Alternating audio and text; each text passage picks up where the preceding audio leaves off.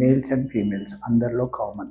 ఇది bleeding per rectum, హర్షమూలలు, ఆరుమూలలు ఈ సంబంధించినవి. ఇది చాలా మందిలో అంటే మోర్ దాన్ 50-60% పబ్లిక్లో ఉంటుంది. సమస్యలు చిన్నగా పెద్దగా ఉంటాయి.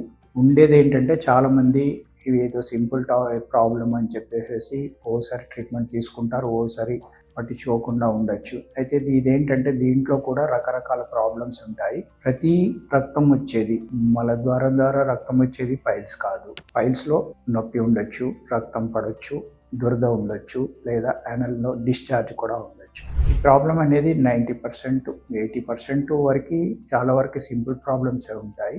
ఎప్పుడైనా రేర్లీ క్యాన్సర్ ఉండే ప్రమాదం ఉంది. దాంట్లో కూడా ఈ డిశ్చార్జ్, రక్తం పడడం ఈ సమస్యలు ఉంటాయి. వీటన్నిటికీ ముఖ్యమైన మార్గం ఏమిటంటే డాక్టర్తో కన్సల్ట్ చేసి చెకప్ చేసుకుని ప్రాబ్లం ఏంటో గమనించి ట్రీట్మెంట్ తీసుకోవడం చాలా ముఖ్యం. ఎప్పుడైనా అరుదుగా ఒకసారి బ్లడ్ పడింది మోషన్లో, తర్వాత రిపీట్ కాలేదు, ఇంకే సమస్య లేదు అని అంటే మళ్ళీ గమనించండి. అదేమైనా మీకు తెలియకుండా వస్తుందా, మీరు ప్రతిసారి గమనించుకుంటున్నారా? అట్లాంటి సమస్య ఏమైనా గమనిస్తే మాత్రం సింపుల్ ఎగ్జామినేషన్ ఉంటుంది. డాక్టర్తో చెకప్ చేయించుకొని యానోస్కోపీ, రెక్టోస్కోపీ అని అవుట్ పేషెంట్లోనే ఎగ్జామినేషన్ జరుగుతూ ఉంది. దాని ద్వారా మనము సమస్య ఎక్కడుంది గమనించుకోవచ్చు.